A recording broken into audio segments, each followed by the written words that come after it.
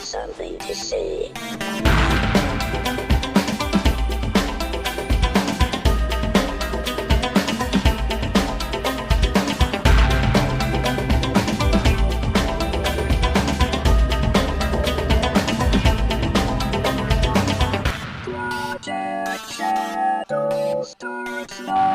Hello everyone, how are you doing today? My name's Charlie. You might know me better as sci-fi fantasy writer C.E. Dorset, especially if you're reading my new book, Crucify My Love, or my sort of new book, The Chain, which I'm currently putting revised chapters up on Wattpad for your reading enjoyment. Today is Friday, and Friday is my day, and I can kind of freewheel and talk about whatever I want, like I do every day on the show, but without some of the restrictions that I put on myself. And today I would like to talk about the difference between making a living and making a life, because, well, I've spent most of the day thinking about this, and I thought it would be worth sharing. But before we go into all that, if you haven't already, please rate and like and review this podcast in whatever app you're listening to me on. It really does help. It tells the algorithms to share me with more people. And the more people who subscribe to the podcast, the better chance we have of building a community. And community is, after all, what this is all about for me. Especially given the topic of today's discussion. Thank you very much to everybody who has rated and reviewed the podcast. So, before I get started, I feel like I really need to set the tone by saying, this is not a feel sorry for me episode. This is not a, please join the Patreon episode or anything like that. It's just something that I've been thinking about a lot lately.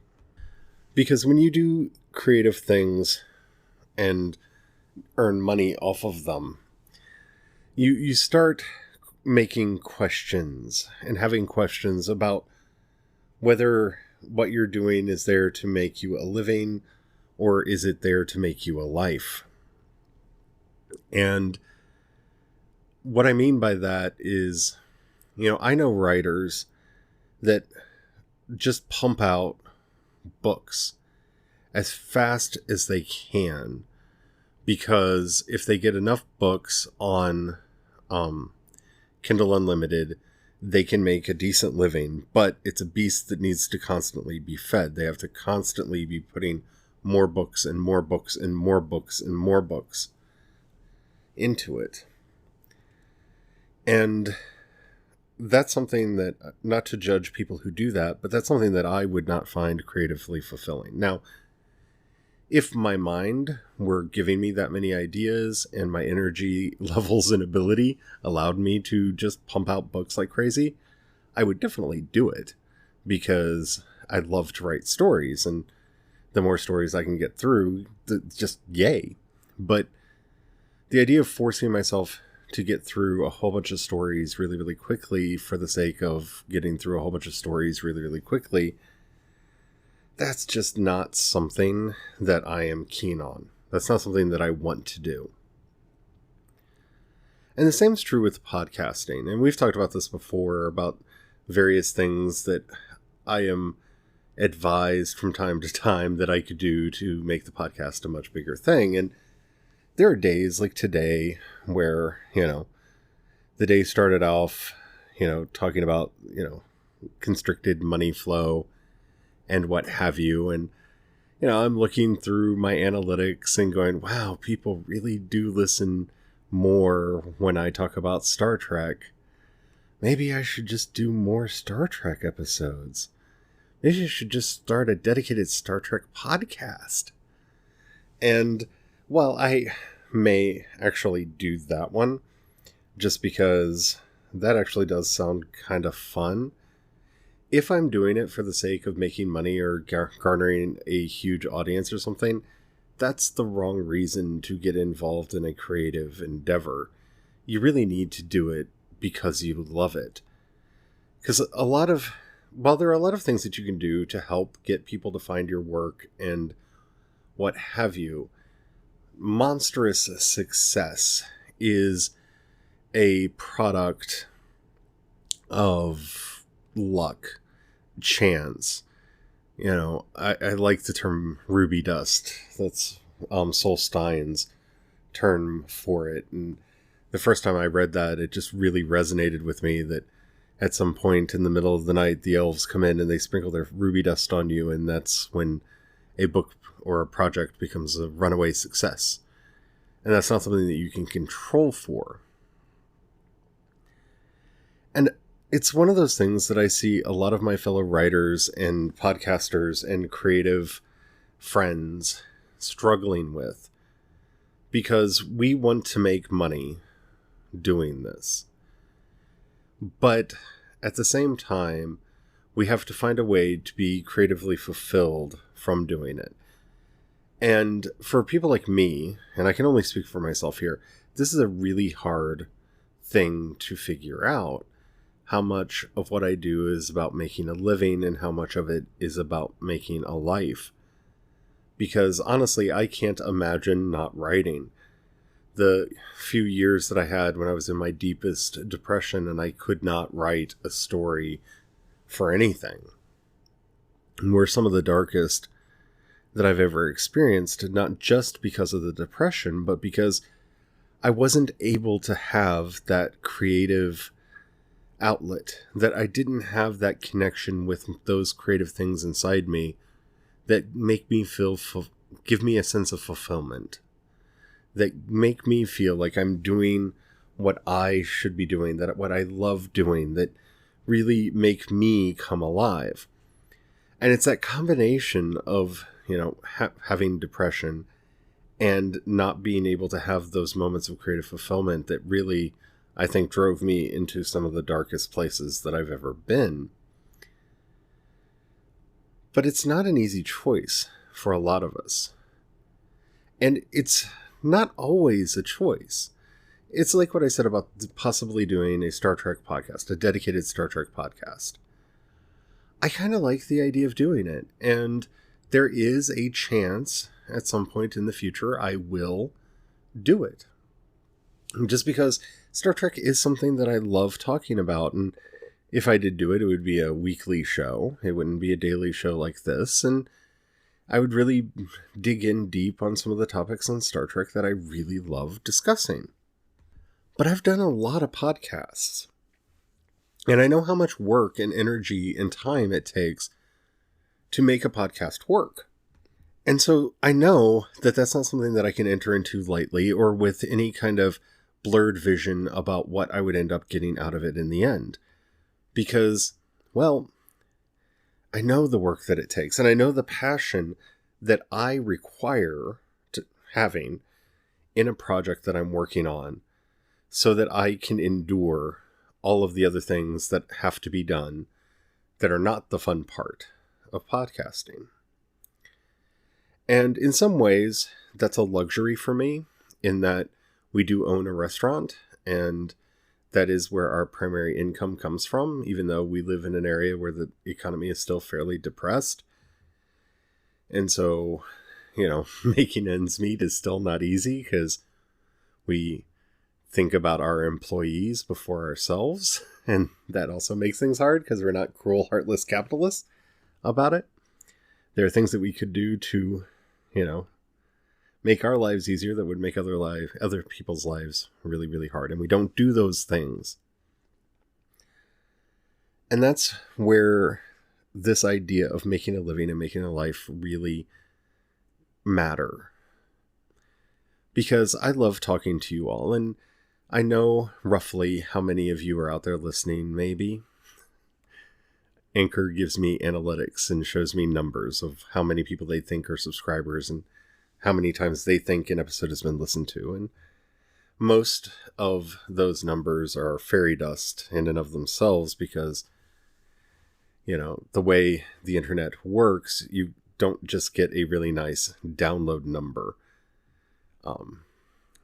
It just doesn't work that way. So, they have to apply their own math to it, and that math changed dramatically when they were bought out by Spotify. So the audience that I thought I had got divided by 10. And the numbers that they're reporting now is basically I have 1/10 of the audience I thought I had back before they were bought by Spotify. And that may or may not be more accurate. I don't know. I don't fixate on those numbers because I know some of the math that goes into determining them. But I do look at them to see whether or not I'm growing or not, whether or not the podcast is growing or not. And we're not in bad shape. But, when you wake up and your first conversation is about how we're going to pay for this, that, or the other thing, you start thinking about money and how you're going to make that money. And I feel that is such a common experience out there that all of us have had at one point or another. And if it wasn't for the fact that I was so dedicated to the ethos of keeping podcasting weird, I might actually try to make this into some kind of a money-making enterprise and not something that's fun. And I have to ask, what's the point of doing all of this if it's not fun? I mean, I really have to ask that, because that is the problem with these creative endeavors, especially with podcasting and what have you. I dream of the day that somebody, be it Spotify or Apple, probably one of them, I keep thinking that it will be Apple because it makes sense, because they already have Beats One and they just open up the Beats One platform for more people to DJ on. That would be awesome. Let us do that. Why don't you let us do that? Because I would love to do a music thing. And you notice that every now and then I try to do episodes on this channel that are about music, and it breaks my heart that I can't play it. But that's, again, something that I would do for fun. Now, if they're smart, they'd find ways to monetize it and make it their own little private YouTube kind of thing where we could earn money off of it. And that would also encourage more professionalism and people to really take it seriously and make it into a thing. And they could have a whole bunch of shows. But see how money keeps coming into it? I hate to be the old hippie in the room, because I always feel like the old hippie in the room, no matter what I'm doing, no matter who I'm talking to. Because I don't want everything in my life. I don't want every decision I make in my life to be about money. And I feel like in the creative fields, we're getting to the place where a lot of it is about currency. Whether it's how many followers you have on various social networks, how many page reads you're getting here, there, or yonder, how many votes here, how many dollars there, how many books have you sold. And not about the process, not about the craft. And I know I sound like I'm whining a little bit, and maybe I am. But if we're going to really be trying to do something that's amazing, if we're really going to be trying to do something that's fun and original and different, we can't always be worried about the bottom line. I think that's one of the things that keeps destroying our creators. And yeah, it needs to be easier for those of us who are doing creative work to make a living doing it. And that would be wonderful if it was easier, if there was a simpler way for us to extract earnings from our creative endeavors. But until that day comes, we have to watch ourselves for burnout. We have to watch ourselves for not to sacrifice our voice, not to sacrifice our reputation for the quick buck, for the quick fix, for the audience that we don't want. Because that's the wonderful thing about the audience that I do have, both for my books and for the podcast. It may not be huge, it may not be titanic, but I like the people that follow me. I like the people that talk to me. I like the people that I interact with who tell me that they either listen to the show or read my books. I'm doing what I want to do and attracting the people that I want to have around me. And that's such a rare thing. Jinx says hi. That's such a rare thing in this life and in this world, to be able to do that in any way, shape, or form. To use the example that my husband and I are always using, if we wanted to make a quick buck, we would just open a McDonald's, but we own a restaurant. We make food, experiential food, food that is amazing and that you love to taste, and beverages that are just mouth-watering, that you dream about sometimes. We had some meatballs at the restaurant a couple years ago that I still have dreams about. They were so good. But that's the goal. Yes, we want to be able to pay our bills. And yes, we're adults and we do find ways to pay our bills. But we also have to find ways to feed that creativity, because that's what we're known for. That's the reputation we want to have. And reputation is the one kind of currency that we don't talk about anymore. It's a word that kind of went away when we got followers and subscribers and Patreon patrons and all of those things. We don't talk about our reputation anymore. I'm a weird writer who writes weird stories, and I'm perfectly fine with being known as that. I don't have the desire to be that famous writer or that powerful writer or that literate writer. I want to be known as that quirky, weird, fun one who just does things, and some people like them. And I encourage you in whatever endeavors that you're doing to try to find a way to do that. Find your voice. That's the first and most important thing that we have to do as creative people, is find our voice. What is distinctly ours? And once you have that, yeah, sure, you polish the fiction. There are times when I will cut a chapter out of a book that I really like because I know it slows the pacing down too much and most people won't enjoy it. But that's also why I have a Patreon, because over there, I can give that chapter to people over there and still share it. And it doesn't hurt the book. It makes the book better. And those are business decisions a lot of times. Will people really like this character? Will people really like this story? Well, will I? Do I? But so much of this process is about finding our unique voice. I could make a lot more money if I wrote erotica. I used to do that back when I wrote for a lot of zines and whatnot. But that's not my voice. I was just writing things because people asked me to. And that's not what I want to do now. And that's no shade on people who do want to do that. More power to you. There are times when I kind of wish that I wanted to do that. But once you find your voice, you then find your niche, and you find a way to grow and develop within it. Success in any of these endeavors, whatever they may be, whatever our creative endeavors are, needs to be something that we define very carefully so that we don't hurt our futures.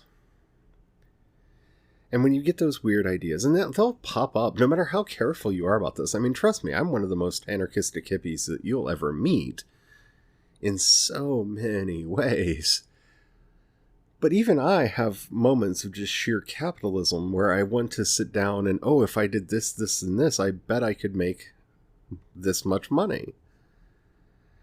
But the thing is, one, I wouldn't enjoy the process. Two, it would be a problem because if it did become successful, then that's the audience I would need to cater to continue to have that level of success. And that's not the audience that I want to have. And that's really what I'm wanting to get across. This is the problem that I think Star Trek has, is it wants Star Wars fans. And so it keeps trying to have Star Wars fans. But it's not Star Wars. It's Star Trek. It's a different thing. And since it's a different thing, it needs to cater to the niche that it's in, that it grew in, that it developed in. And stop having envy for these other things. But see, the people who are in charge, the capitalists in charge, don't care if it's the best Star Trek it can be. They look at these Star Wars movies making billions of dollars, And so they're letting Quentin Tarantino make a Star Trek film right now that he says should be R-rated. I've already decided that this may be the first time I don't see a Star Trek film in the theater. And depending on how it turns out, I might not watch it at all. And it's not because I don't think that Star Trek couldn't be R-rated, that it has to stay family entertainment. But I know the kinds of movies that Quentin Tarantino makes, and Star Trek movies are not the kinds of movies he makes. But they want the money.